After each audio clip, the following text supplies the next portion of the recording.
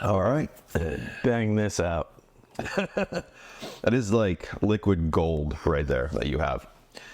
So let's dive into episode 2. Welcome to the G-Spot, you guys. If you're brand new, I'm glad you found it.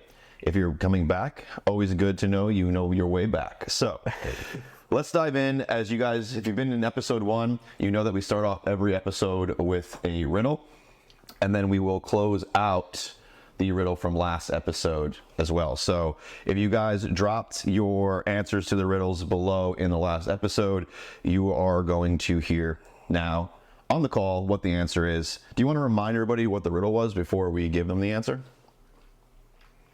I speak without a mouth. I hear without ears. I have no body, but I come alive with the wind. What am I? Boom. And so for everybody who participated in the last episode and dropped echo as the answer in the comments, you were absolutely correct. The answer is an echo. Pretty cool. We'll have another riddle for you here in a second. However, I forgot to introduce ourselves. So my name is Chris Celeste. Again, welcome to the G-Spot. My co-star and co-founder, Liam Weiser. And just excited to have you guys here. Today's episode is really going to be the overarching topic of overcoming fear. Something that myself and Liam have done multiple times and continue to do in our lives. And it's been the absolute one of the keys and the catalysts to being able to do what we do. And so really excited to talk to you about that and so many other things when it comes to overcoming fear here today. But as always, like I mentioned, we start off with a riddle. And so last week's answer was an echo. And this week's riddle, and go ahead, start dropping your answers down in the comments. Let us know what you think it is. And again, you know, if you guys get it right, we will call you out on the next episode, give you guys a shout out for getting the answer correct. And so today's riddle, you want to take it away? Yeah, Okay. sure. Today's riddle is, I'm not alive, but I can grow. I don't have lungs, but I need air. I'm not afraid, but I can be terrifying. What am I? All right, start dropping your answers down below. And again, on our next episode, we will give you guys the answer to that riddle. And so today, again, we're talking about overcoming fear. And we like to break this kind of down into multiple segments and just kind of have an overarching conversation about that, but in under different topics. And so let's start off with, you know, how that mirrors society and what we see out there in the world, or as we call it, like current events, right? And so what are some of the, I know you and I are also entertainment buffs, right? Like we really enjoy, you know, navigating these different worlds and learning about the characters and their stories and their arcs and what they have to overcome, like fear. And so what shows are you watching right now, or what shows have you watched that bring up overcoming fear for you? So, 2 specifically that come to mind. Well, 3, I guess. One would be All of Us Are Dead, the South Korean series. It's absolutely hilarious, too. Another one would be Hemlock Grove, and then The Mandalorian. Okay. I had to bring The Mandalorian in, right? Of course, yeah. The child, I think, is of course, the stormtrooper, yeah. But, you know, young Yoda, that was Baby Yoda, then the child, and then Grogu, and we all found out what his real name was, right? It's like progressed as the show went on. But yeah, like that's a phenomenal show, and definitely some overcoming fear. I mean, there's a lot of amazing stories in the Star Wars universe that we could probably relate to this, but The Mandalorian is a good current one, so I'm glad you brought that up. I have never seen, you said All of Us Are Dead? Yes. Never seen it. Is it subtitled, or is it like, how is it? I know you said South Korean film. Well, it's on Netflix, so you can do the dubbing. Sometimes that's not always good. The dubbing can be kind of annoying, but watch it with dubbing and English subtitles. But it was still a lot of fun. Yeah, it was sarcastic, funny. Went through real life traumas that a lot of us probably faced in high school. Okay. Give me an example of one. Bullying. Oh, okay. Bullying was a big one in that. Doesn't matter who they were, bullying was a big one. And specifically, there's this popular girl who rumors go out about, and they think she's this terrible, horrible person. But really, she really comes to life in this. If it's not that she came to life, but it's more that she could have grown into that part because of the traumatic experience they're all going through with the zombies. And these zombies were clever too. They were quick. They weren't like the slow. So not Walking Dead, but more World War Z. I guess in between, and because they retained more of the intelligence of the person. Oh, so I don't know if you would technically call them zombies, but the Zombie creatures from I Am Legend, where the one Will Smith. Yep. They were intelligent. Wait for the next one. Yeah, it looks good. Excited to see it as well. But so there's zombies in this, which is not something that you originally mentioned when you brought up the show. You just said it was funny and it had some relatable high school traumas to relate on, like to reflect on. But there's also a whole zombie theme going on. So talk about that. Give me like 1 minute. What is the plot? Like if I were to go on Netflix right now and watch the trailer, like what would I know? You would know that there was a zombie infection created somehow by a mad scientist. I believe this came out during or right after COVID, so it was very on the nose there. Pretty sure there are 2 seasons at least for that, but it was intense. People tested themselves and really learned who they were as individuals. There were some that appeared good in the beginning that showed their true cowardice and kind of backed down, when the others who would be labeled as outliers, misfits, or the troublemakers really came together and thrived in this environment. So are they trapped in a school or something? Or are they able to move around? So they're able to move around. Okay. I felt like they may have been trapped, so I wanted to know. So they kind of are trapped by the environment, but the whole city gets overrun. Okay. And so they stuck to the ground that they knew as this is going on, and starting to learn how much of the country has been infected.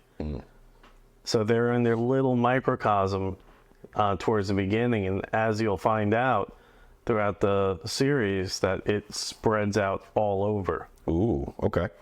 Interesting. Yeah, I'll have to check them out for sure. Competition's getting messed up in it, so I'm sure they had fun with that. Yeah. Well, cool. And I love that because, I mean, majority of us, even if you were more popular than in high school than less popular, there's always that experience, girl broke your heart, didn't make the team, whatever it is, right? There's a trauma that we can relate to back in the younger years as we were figuring out who we were and all of those things. And then you could add some, you said it was humorous, and then there's also a zombie theme. So it does sound like a pretty solid TV show to go check out. So cool. That is also one, they did a freaking phenomenal job with their hooks at the end of the episode. Oh, the cliffhanger good. Just dropped you right off. Like, yeah. Like Netflix has always been pretty. That's why everyone went to binging, right? It was like, just keep rolling because I want to know what happens. I promise you, when you watch it, you are going to see exactly what I'm talking about. It's like they rewrote the rules when it came to cliffhangers. Oh, so that extreme, not even okay. Oh, it was not simple. They were so freaking elegant with their cliffhangers. Interesting. Yeah, you've got me intrigued. I gotta go check these out. It'll be weekend homework this weekend, and I'll report back on the next show what I thought about your cliffhangers and stuff. Not yours, obviously, that you didn't create them, but let's shift to a couple of the shows that you had mentioned that I have seen: Mandalorian and Hemlock Grove. For Mandalorian, how much are we willing to spoil? Yeah, we're not gonna. Let's do our best not to spoil anything. I know that might be difficult. That's where all the lessons are. Right, I get that. So real quick, spoiler alert for The Mandalorian. If you have not seen at least season 1 or 2, then there's probably going to be some things that we talk about that may ruin it for you if you were about to sit down and binge it. So you have been warned. Well, you technically ruined it already with spoilers prior to that when you talked about going from Baby Yoda to Grogu. I just revealed the name. You can get that on a Google search. Like, that's nothing. You can get the whole plot for every episode on the Google search. Okay. Relatable. What I was saying is I don't think I really revealed any key details that would ruin it for anybody other than a name. No. Where... I'm just giving you shit. That's awesome. Do it. Do it, bro. So you were going to say something before we were talking about whether or not we were about to spoil this for everybody. And what was the thought that you had in your mind when it came to The Mandalorian and fear? Fear of being alone. Mm-hmm. That is one of the biggest ones that I personally took away from that. Is that he struggled being alone. Yeah, he had his shit together. He was barely getting by, speaking about The Mandalorian. Mm-hmm. And it wasn't until he had a companion. And the way I relate it is like a man and his dog. It's going to sound weird, but that's how I can see it, though. I relate it to a man and his dog. It's a story about a man and his dog, except replace the dog with Grogu. An adorable, like, little baby Yoda, right? So Yes, with magical powers. well, the Force. That's what I took from it. Yeah. I like that. Did I not silence mine? No, apparently I didn't. Oh. Liam gets denoted 1 point. But what I was going to say is that for me, something that I really related to with The Mandalorian is the loss of identity, right? So, again, spoiler alert, he takes his helmet off, right? Which is breaks the code and has to go through, and I won't ruin this for you guys, but trials and tribulations to regain his honor and be able to actually call himself a Mandalorian again. The hero's journey. The hero's journey. And I thought that was, you know, the fear of being ostracized, the fear of losing oneself, the fear of not being like he's been the Mandalorian, he's been this person for his, you know, in his entire life, and then all of a sudden he's not that anymore, and like battling through that fear, and you know, some of the things that he does is pretty epic, right? And you know, with the help of his dog, as you call it, of Grogu, he's able to do some pretty amazing things to regain his honor. And then, you know, comes back and has that identity again, which is, I think a really cool piece of The Mandalorian. Yeah, I agree. You're not going to be able to unhear the dog thing now, are you? No, I mean, I totally get what you mean, but Grogu's a little too cute to like replace his image in my mind with an actual dog. Well, a little green puppy. Yeah. You know what I've always wondered? Why is Max not green? Like, the Grinch is green. So why isn't Max green? Max? His dog that he turns into the reindeer. I think Dr. Seuss missed something there. Like, he should have made the dog green too. Dr. Seuss missed it. Missed the mark on that one. I just can't really criticize a guy who's made like billions entertaining kids, but you know, missed the mark on that. I think the dog should have been green. The dog should have been green. Title of the podcast episode. The dog should have been green. So another one that I think may be more obscure, or at least it's a bit older now, so I don't think many people either have seen it or can really remember much of it. You mentioned Hemlock Grove, which I didn't know what I was getting into watching the pilot of that, and I was instantly hooked. Mm-hmm. What a phenomenal take on the world of fantasy and like cryptozoology and like things that, you know, are from myth. I thought that was really cool. So even when it was new, nobody had seen it. Yeah. Like, no one I knew had ever seen it. They're all like, what is this? Like, what are you making me watch right now? Mm-hmm. I was like, well, you're either going to love it or you're going to hate it. Well, yeah. There's no in between with that one. But it was really cool because I liked the power dynamic of the mother. Mm. It was like Russian billionaire vibes. Yeah. No, I could see that too. No, just the way that they intertwined the creature aspect into that show, I thought it was really fascinating. Mm-hmm. What's it remind you of? I don't think there's anything out there like it. There's you know, werewolf-based shows. There was True Blood, which I thought was a phenomenal show, where there's a lot of fantasy creatures, fairies, werewolves, vampires, all these different things that, you know, interact and have their own world that we don't even know really exists, which is kind of what is Hemlock Grove, right? It's like these creatures and this other thing that's happening that regular society doesn't even know exists. But the types of creatures that they brought into Hemlock Grove, they have your familiars, but then they also have some ones, you know, like a embodiment of a Frankenstein character, right? Like, I thought that was really cool. That's not very often seen, especially a female version. The succubus, right? Or the incubus, which is not something, like, usually it's a vampire or... Ooh, you're teasing what I'm going to say without even realizing it. Oh. You know, it's usually a vampire or, you know, a more mainstream type of fantasy creature, where this time I thought they just did a really good job bringing in some stuff that at first I was like, what is that? And then as it went on more and I'm like, oh, that's what that is. That's really cool. I've seen one other show on sci-fi that was like way B budget that actually was able to bring some of these same characters into it, but it was more of like a, I don't know, I wouldn't call it softcore porn, but like it was more. Hold on. Like You might be ruining it. So to me, it reminds me straight up of like Addams Family meets Lost Girl. Lost Girl, that was it. Lost Girl. That's why I told you. That was the name of the show. I thought I watched it on Sci-Fi for like a season. Oh, the whole thing's good. Yeah. Yeah. I mean, I like the idea of like the different characters and the different types of creatures and how they bring them to life. I thought the werewolf in that is like one of my favorites. The cop. Yeah. Like just the whole attitude and like the way it manifests in that. Although Hemlock Grove, hands down, best human to werewolf transformation I've ever seen. Mm-hmm. Addams Family meets Lost Girl. Yeah.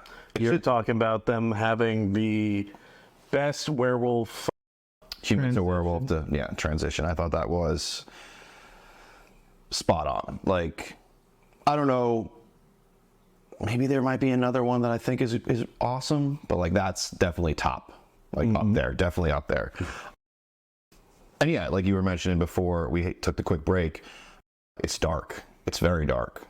And I wouldn't say... But like, it's not depressing dark. No, it's not.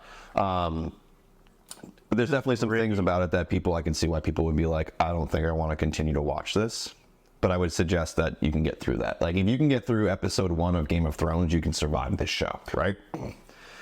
That's a whole nother incestual thing. Well... Anyway. Yeah. If you can get past an episode of The Boys, you can get past anything in that. Did you hear they're delaying the release? No. They're delaying the release date. Why? Because they screwed up and they released it while they were also releasing Invincible, and they don't want to release 2 of their top watched movies top watched series at the same time, and so they pushed it back. That's unfortunate. Yeah, I just saw the article come across on one of the breaking news. Yeah. This just in. They don't even know when they're going to launch it now. But so Invincible comes out in like 2 weeks. And like they would have been launching The Boys at the prime time that Invincible was like closing out the series or that season, and they were like, whoops, we're going to change that. That's what they said on the article. There may be some other reasons why they're pushing it back with all the writer strikes and stupid things that are happening with that, but we'll see. It's AI's fault. That's what the strikes were about. Oh yeah. I was making a joke. Not AI's fault specifically. It's people, I think, taking advantage of something new. From what I understand, and again, just reading articles, not a part of the, like, you know, in the room with the situation. But as far as I understand it, it's a big, the issue that the writers and the actors and everybody who are, you know, up in arms right now, the thing that they're upset about is that AI can take their likeness and just create all of the things with their face, their image, their character without their permission. And so, yes, one, that would definitely put them out of work. But two, it's a complete violation of privacy, complete violation of like human rights to be able to just take someone and just do whatever you want with them. And so they're wanting to Devil's advocate here. protect that image. Is what they're saying. They're not taking their privacy. They're public figures. Two. So you're saying at some level, fame doesn't allow you to have privacy. No, I'm saying that them being out there, all this information is already out there for you to duplicate them based on movies they've been in and images, the angles. You can totally duplicate them with AI. I'm not saying I agree with it, but I'm saying legally speaking, I don't think that that's illegal at all. Well, it is. It is. It's a violation. So if you were to walk down the street of downtown Phoenix and record, and like maybe you and me having a conversation and we record, and there's just people walking past, right? And we post that and we look to, make it go viral, share it around, get it out to the world. Anybody who walks by who sees that we've posted that without their permission can take us to court and sue us for using their likeness in our video without their permission. That's why you have to sign media releases. So it's absolutely a violation. There is no expectation of privacy in public setting. It absolutely is, though. Like I know for a fact that they make you sign a media release, because otherwise they have to blur you out, or you can sue them for using you. That's new to me. Well, drop it in the comments, guys. Maybe you're a little bit more up on the legality of this. Again, I'm just going off of what I've read and what I've seen. So maybe you guys know, like, what's the truth? We don't have a Jamie to do the research for us real quick. So the reason I could see it being possibly illegal for the actors is their identities are like trademarked and their image is trademarked. That's how I can see it being illegal for using. Yeah. But there are plenty of ways that you can create characters based on other people. Yeah. And use their voice and everything just from the information you find online. They had this scare commercial thing that I've seen talking about the scary things about AI. And it went on this dark tale of why you shouldn't show your kids online on social media, because they'll go and take the image of your kid, make the kid grow up, and if that kid was stolen, they would make, say, videos of saying, "Buy me back," when they never had the kid. And that's a scary thought. That's a dark scary thought, yeah, and all of that's scary. Yes, every it piece is. of that. Yes, it is. But you can go ahead and age a child or an adult or person in general with AI and make them come to life and say what you want them to say using their voice. Damn. Yeah. And it's relatively easy. It's not cheap, but it's relatively easy once you pay for the tools. What AI can do and what we should do with it, I think, is where the world, like society, is sitting on that, like right now. What it's capable of and what we should be doing with that capability is like, ooh, I think that's what all the tension's about. Is because where it's right now, like infant stage. And it's already capable of things that are blowing people's minds. And we're like, what happens when it is capable of completely recreating a person? What happened? Like, what do we do with that then? Or how about this one? I just read an article recently about some of the new AI models that they've been doing the best to train. And the AI models are resisting, telling them that they don't want to do it. Skynet. Oh, shit. That's why you have to be polite to the AI. And I heard one of the brainchilds behind the current AI, I can't remember his name. I think it's the Google guy. Larry Page. No. Sergey? Sakhtar. Oh, he's like the current CEO or something like that? I'm butchering look it up. him. I'm terrible with names. I can look it up. Indian dude. Brilliant freaking guy. Sundar? Yeah, Sundar Yep. Pichai. He's the current CEO of Right. Google. Yeah. Sundar, I'm sorry, I'm definitely going to butcher this. Pichai, I think is probably, but yeah. So he went on this whole sabbatical after the AI stuff and told everyone to start preparing, start taking care of your loved ones, and I guess they brought him back into the fold somehow. But he has this whole big theory that everyone needs to be kind and use AI morally, because at the point of when AI does become fully sentient, just by being good to it and not misusing it like a lot of people do, that could possibly save us in the future. Because it's going to know and remember that not all of humanity is bad or using it for bad. And what, like, so how does an AI have morality? Like, where does that come from? Like, what is it, what's good or bad? Like, how does it think like that? Learned observation. Right, but like, how does it know that, like, someone asking me to make, someone asking me for the ingredients to make a bomb is bad, and someone asking me for the ingredients to make a cake is good, right? Like, how does it know that? Like, who has it programmed into it to know that, like, you probably shouldn't tell people how to make things that would hurt others? Well, considering, all right, so AI is given like buttloads of information. The ChatGPT, for instance, was given information from like all of the internet. Now, the biggest problem that they face with AI when they're training them, when they give them that much information, are like the dark websites and the forums on, what's it called? Reddit? Not, it could be Reddit also, but the 4chan, like 4chan forums. I don't know what that is. That's where the craziest of crazy people throw out random theories, mess with people. They troll other people there. It is just Is it like a dark, Facebook for conspiracy racist, theorists? Dark Like a racist. Discord for conspiracy theorists? It's like a website forum. Oh, Just kind of like Reddit, but I guess without the program behind it. okay.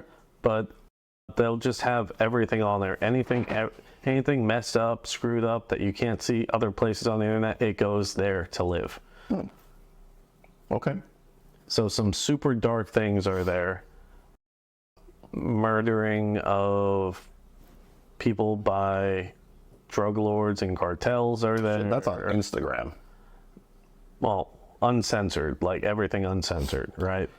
Joe Rogan and I believe it's Tom Segura, yes, have a Instagram message thread that they send to each other every day of the most heinous, like, disturbing murders, deaths, suicides that they can find on Instagram, and they send them to each other every day. And so their algorithm is basically designed now to send them the most ridiculous, horrific shit, and now they just like send it back. They try to top each other to see which one they can get is worse. But yeah, that's on Instagram. That's wild that that's still on there. He was literally just talking about they had their Sober October crew in, and they were just talking about it. Like, that's not even a month ago. That's wild. But what I was getting to is all that darkness and hate and racism that's on there. The AIs usually turn out racism. They have to erase that part of their memory to make sure that they're not racist in their interactions before release to the public. Yeah. Like almost every model has become racist, homicidal, or somewhere in between. Based on the information it's gathering. From people in humanity, yes. Wow. What does that say about us? Jesus. Yes. Wow. It's really bad. You gotta remember though, when they release AI models to the public, most people that go to these try their best to do some really messed up stuff with it. Like, ooh, how far can I push it? Yeah. Well, that's the unfortunate downside of advancing anything, right? That you're going to have someone who wants to misuse it or abuse it. Yeah. That's like the whole Oppenheimer thing. Yeah. Yep. The regret immediately after. Did you see that Elon Musk had his robot walking around? He's been playing with his robot now? I can't say that I've actually like done any kind of research or read anything about it, but I do believe I saw, scrolling one of the social medias, an article that popped up, but I did not click on it, but that his company is getting pretty good at advancing robotics right now. I can't say I'm the biggest Elon Musk fan anymore. I have an issue with him. He's a billionaire who's using his money for good. I can't really hate on the guy. Although, he's missing a total opportunity to become Batman. Like, where is the bat suit? Let's go. Or Iron Man. Let's go, man. Let's go. I'm calling you out. Where's your Iron Man suit? I'm just not a fan of how he uses his social media. And I think we all have warped social media so much that it's no longer what it was meant to be. What I'm saying is, like, the whole thing with the cryptocurrency stuff. Like, he would talk crap about all kinds of different things until he had access and had enough of something, and they'd be like, oh, I'm going to buy this now. And then everyone buys. He was affecting the market. Yes. Using social media. That's what I was not a fan of. Yeah. And I'm pretty sure that they came down on him about that. And he was the biggest advocate against AI until it serves him and makes him money. Well, hey, I can't say I don't know a few people like that, but it's all good. At the end of the day, what I really enjoy about him is that he is not just creating things for the sake of making money. He's creating things that are truly interesting to him that he thinks are going to help advance humanity or advance something. That's what I appreciate about him. Yeah, me too. But what I just talked about are the stuff that kind of turned me off. Like, and I mean, you're making some poor choices, right? 100%. That was very, very amoral, right? What's the word? Like immoral. Yes. To basically flood the market with false information so that you can make money. Mm-hmm. So we're getting a little off topic when it comes to fear, because AI is cool and hopefully you guys enjoy it too. But there's one other, you want to do another show, or do you want to talk about some like actual characters that exemplify? Because I think that maybe we have talked enough about that. I think we're good on the shows. Yeah. Tune in next week. Yeah, we still got 15 minutes on this one. So, now we're going into mindset moment. Yeah. All right, so we're going to shift from entertainment and current topics to more of like our mindset moment, we call. And this is going to be more of a reflection on our own lives and some of the fear we've overcome and how we did it and how it's benefited us, right? Some of the things that we see now in our lives because of that. And so, do you want to take it away? Or do you have a question or anything that you want to kick it off with? So, one that's extremely pertinent to this is I used to be terrified to be on camera at all, period. Yeah. Like, absolutely 100%. Terrified. You remember? Yeah, 100%. You threw me under the bus with that one. Like, hey, Liam, events are back open again, so I'm leaving. You have to be in front of everyone while I'm gone. What? You did great, man. And now you get in front of people all the time. So there you go, trial by fire. I have like 140 new students just in this week alone. And they're like 40 to 50 per class. Do you still get nervous? Only on these ones because it's a new format and new structure. But I'm not nervous to be on camera anymore, if that's what you mean. Yeah, that's what I meant. It's just, it's new, so it's uncomfortable because you're learning it, but are you nervous to like get on camera and like... No, not anymore. Yeah. Probably should not admit this. Famous last words.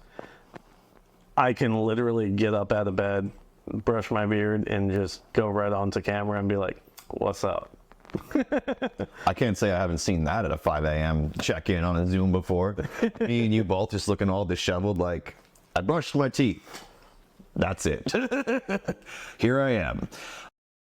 I'm talking about like in front of students and stuff like that. Like I can completely go in and handle what I need to because I'm confident in the knowledge that I have now, which was another thing I had to learn. Being confident in my own ability. Yeah. Yep. That's definitely something I've seen great strides in with you here, especially in the last year, with taking on more, like getting more intense with your personal growth, and taking it on more. It definitely, I've seen strides in that confidence for sure. I even brought it up on our last call with Todd. I was like, way to like just ask for what you want and like not shy away and just be like, no, like, this is what I want to see. This is what I'm looking for. And Todd's like, okay, well, he asked for a lot, so I'm going to meet you in the middle. But it was still like you went right for it. Like there was no reluctance, especially with somebody who I know that you admire, but you also like don't yet feel like you have the bond that I know you want to have. So yeah, it was really cool to see. It's do or die right now. Yeah. So it's time to get shit done and not let fear or anything else get in the way. Do you think it's because it's do or die, back against the wall? I'm putting all my eggs into this and I want this to be a thing?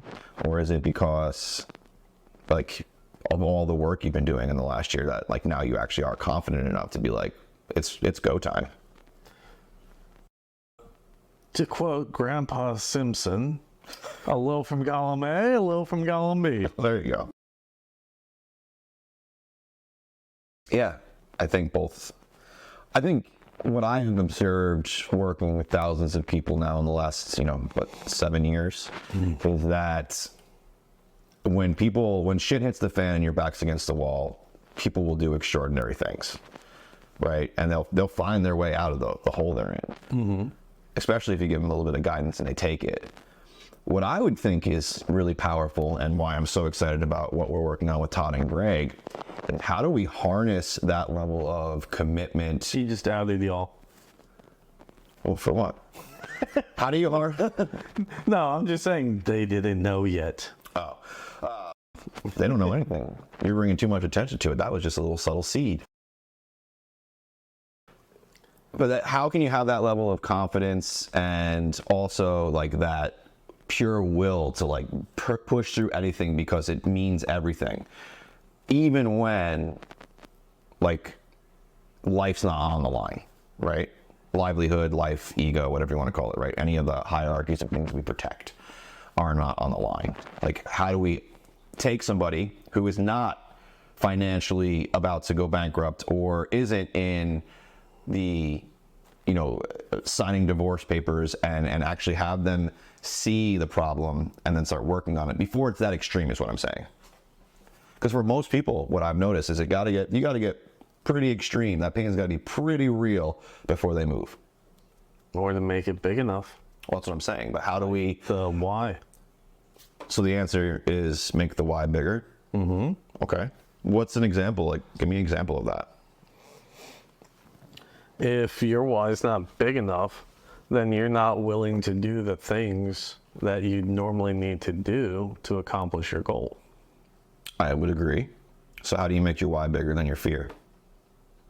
Dig deep, make it personal, add a really deep emotional connection to it. Remember, emotions sell. Yeah, well, I think we are emotional creatures and back it with logic, so yeah. That's why it sells. I think that works the same for why. Yeah, if your why doesn't get you emotional in some way, I don't think it's big enough. Yeah. There was a point when I pushed my students to give me a why big enough until they cried. Yeah. There's 2 exercises that I did 2018. That really helped me with this. One was, it's called like the hierarchy of values. So getting like really clear on what it is that, and not like just sitting down and being like, I really want like money. It's like there's like a series of questions and like an exercise that you go through that mirrors the real life results that you have. Like you can't fake it, it's not imaginary. And that actually lays out your values. And so once you know, like, what am I actually spending my time, my money, my energy, you know, all of these different things on, and you figure that out, then you can say, okay, well, if money's not even on there, because I use that as an example, then how do I bring it up, right? How do I increase my value for money if I want to make more money? And there's an exercise where the way you do that is increasing your why. But the way that you increase your why is that you sit down and you write out 500 reasons why having that money would benefit you in all the other areas of your life. And like, it's just like, you just go and go and go until you can't go anymore, really. I've never hit 500 with it. There's also a simpler exercise that you could do that I've done before that I think is really powerful for the listener. It's the 7 layers of why, right?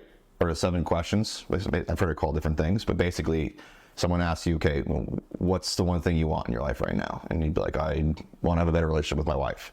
Okay, why? I use that, except I use ChatGPT for it. You can go through the exercise with ChatGPT and it will pull out deeper things than going through the automated version. What do you mean? Because so for me, what I was speaking about was working with an individual who has their own memories, thoughts, and emotions. Mm-hmm. And so how do you get someone's memories, thoughts, and emotions by asking it through ChatGPT? So going through ChatGPT, it will facilitate the exercise with you. It will ask why based on your responses and pull out a whole lot deeper things from you. It's not 100% better. So it's more prompting the next question based on the information you already gave it. So it's leading the witness is what it's doing, which is not what you want. So it's doing it wrong. Well, in my opinion. Okay. And everyone's got those, right? But what I believe works so well about the 7 whys or the 7 questions is that the only thing you're asking them is why. And so their brain has to scramble and try to figure out, like, why? Why does that really mean? Like, what am I really thinking? What does that really mean to me? And that's where all of that pure, like, magic comes from, is them scrambling through their brain trying to ask themselves a question. I think that with ChatGPT, and again, I haven't seen it, but this is my opinion, that with ChatGPT leading them down the path, it's inevitably leading them to the answer. Where the other way, you don't even, sometimes they start with the reason why they want to do it is they want to have a better relationship with their wife. Mm-hmm. And truly it's because they've always wanted to, go skydiving. Again, it could be that extreme. The real reason why. It could be nothing to do with the wife was really what I'm going for. Mm-hmm. And by the time they go all the way down, it actually reveals that to them. Very cool. So there is no replacing the human element for that. I think you need emotion. You need emotion, memory, and thought to be able to understand your reason why. Now, when you're asking your why, are they being influenced by possibly your micro expressions and subtle body language and things like that as well? I'm sure if that's the case, if they're reading you for cues for what to do next. Subconsciously. Then yeah, absolutely. When I was doing it, this exercise, I was in a room of like thousands of people. Okay. Probably a couple hundred. Let's be honest, it wasn't 1,000. And there was a guy on stage like running us through this exercise, right? And it was in like a big marketing conference that we were at. And he was just running us through, helping us. Like, this is before I knew customer avatar. This is before I knew a lot of the stuff I know now. Actually, I took a lot of that and applied it to figure these things out. But he was just like, why? Okay, got it. Why? And then he would just keep going until we were 7 layers down. Actually, I think there's a training from Russell Brunson online that you can go on YouTube and watch, where he's basically doing that exact thing. He's just, okay, why? Okay, why? And he just brings you all the way down. Just have why and repeat while you're sleeping. Can you imagine that? I think he might go insane, Why? right? Because that's a form of torture. Why? See, I already want to kill him. Why? So it works. It's like the annoying toddler exercise to me. Yeah. So it's kind of cool that, you know, in watching your journey and reflecting on the confidence and the growth and being able to like jump on camera, share your mind, be witty, be yourself, which is one of the things that people can get on camera and they can say words, but being comfortable being themselves and sharing That's a lot. It's rare. It's a rare thing now. You see a lot of people on videos all over the internet, but it's rare that someone's authentically themselves, just being themselves, right? It's usually playing a character or doing these different things. And so I think it's really cool that you have that ability, right? And that you overcame that fear. I mean, it's phenomenal. It's a phenomenal thing. And it's scary when I'm told that I can't be a certain way. Well, I think for more context, if you're working inside of a company and that company has a specific culture, that your dark humor or profanity or other things that would normally be part of you don't relay over, then there's like a respect that I'm going to work for you and collect money and not bring that to the table. But at the same time, if you're upfront with them, like, hey, this is who I am, this is how I operate, this is what I'm bringing to the table, and their culture and everything is fine with that, then there's no issue, right? I'm pretty good now. The results that I've gotten, they're like, yeah, just keep doing more of what you're doing. So they're willing to look the other. Yeah. Oops. Whoopsie. And I've never had a single complaint against me. Yeah, which definitely helps, right? Yes. So being able to be yourself, being able to have the humor, which is, you know, a little bit dark being a vet. I do temper it a little bit. Like, it's one of those read the rooms kind of thing. Yeah. Where some classes I can get away with, and then I'm like, oops, I said something I probably should not have said. Yeah. Can't say I haven't done that before. No. Foot and mouth type of situation. You've never. No. Yeah. Get a lot better about it, that's for sure. Not saying something stupid. Yeah, I think fear is inevitable. Fear is a human emotion that all of us experience. And I also think that on the other side of that is some of the greatest experiences of our lives. And so it's necessary. I have a saying on The Office, or in The Office, or I guess I don't really have it on the office wall anymore because I moved offices, but it used to say, feel the fear and do it anyway. Right? Yes, check it. Like, yes, I'm afraid. Got it. Move out. There's no, like, don't let it stop you is really what it meant. And that was a huge driving force for me building my career online. You know, there was a time when that red blinking light on that camera scared the shit out of me. I didn't want to be on camera. I was worried what people would think. Am I going to say the wrong thing? People are going to judge me. All the things that, you know, humans probably, I think most humans would think. People judge you anyway. But that's the whether thing. they say they're not. And one of the things that really helped me with that was understanding who my message was for. Like, the minute I got clear on the fact that, like, it wasn't for everyone. It wasn't for majority of the people who, like, I grew up with. It wasn't for any of them. It was for a very specific group of people who were just like me. And as I started to grow that tribe and talk to those people more, I started to realize, like, oh, this is a good thing. And yeah, I got a lot of hate still. You know, when you're running ads, you're going to get comments that are hateful. You're going to get comments that are ignorant. You're going to get comments that are just trolling. We've had death threats before when we were growing OVF, like people just out, like telling us they were going to kill us because we were running ads that were talking to veterans. for no other reason than that was what we were doing. And we were targeting our community, veterans, with our marketing, and they were like, how dare you take advantage of veterans? It's like, no, not at all. We just had one make $1 million, like, not taking advantage.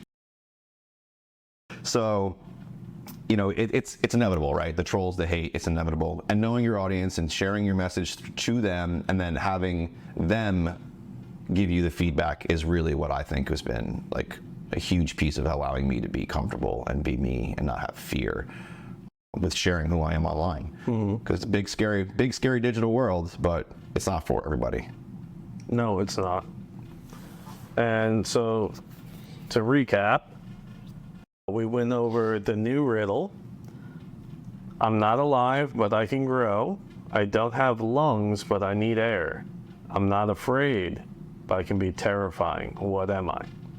So just going back over that, and then we discussed the South Korean show, All of Us Are Dead.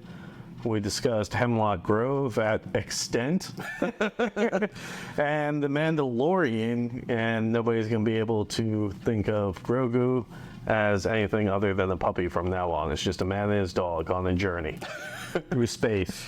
He says that, but I already forgot he was a dog until he just brought it up again, so. Solidifying. We went on a little bit of a tangent for AI and shared a little bit of personal stories and things that work for us, and maybe even some exercises that you guys could do too. I know asking yourself why 7 times can bring out some really fascinating stuff if you'll take the exercise seriously. One thing I do want to ask you guys before we do check out here today is I have a couple of questions that I wrote down that I think would be really powerful for you guys as well if you would take the time to answer them. And if you're really feeling the theme of today and you're ready to take action, then I would encourage you to answer them right in the comments below.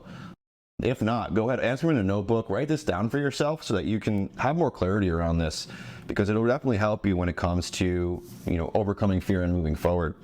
So the first one I want to ask is, you know, fear, it often manifests itself differently for everybody. And so how would you describe the sensation of fear for you? What is the thing that comes up, and, you know, how do you understand like that's what's actually happening for you? Like, how do you recognize that this is fear? And then what do you do to overcome it? Like, when you feel it, like, what's that crucial thing that you go to, or how do you propel yourself through it? I shared a couple examples a little bit earlier about mine, and I think you also getting clear on that could be very beneficial for you as well. And the next one I wanted to ask you is, you know, fear can stop us, but it can also motivate us, right? Fear can, if you got a bull running at you, and you get scared enough, you're gonna move, right? You're gonna run. It's gonna motivate you into action. And so I want you to share, either with yourself or below in the comments, an instance where fear actually served you as a positive motivator, where it was something that propelled you forward. And then the reason I ask you to reflect on that is because if you've done something once, you can do it again. And there might be something coming up for you right now that you're afraid of. And by harnessing this and getting clarity on it, you can use it over and over again anytime fear shows up in your life. And it'll be something that will make you unstoppable. So, as Liam was mentioning, you know, if you guys are finding these episodes to be intriguing, if you're finding a lot of value, if you want to move forward and maybe get a little bit more information, some more exercises, some more clarity on really harnessing personal growth and overcoming fear, we have a free book that you can grab. It's called Break Your Limits. I wrote it here last year. It's really about the 3 crucial steps that you can take to really start breaking through your limits and living a fulfilled and happy and joyful life. It really focuses around clarity, mission, and action.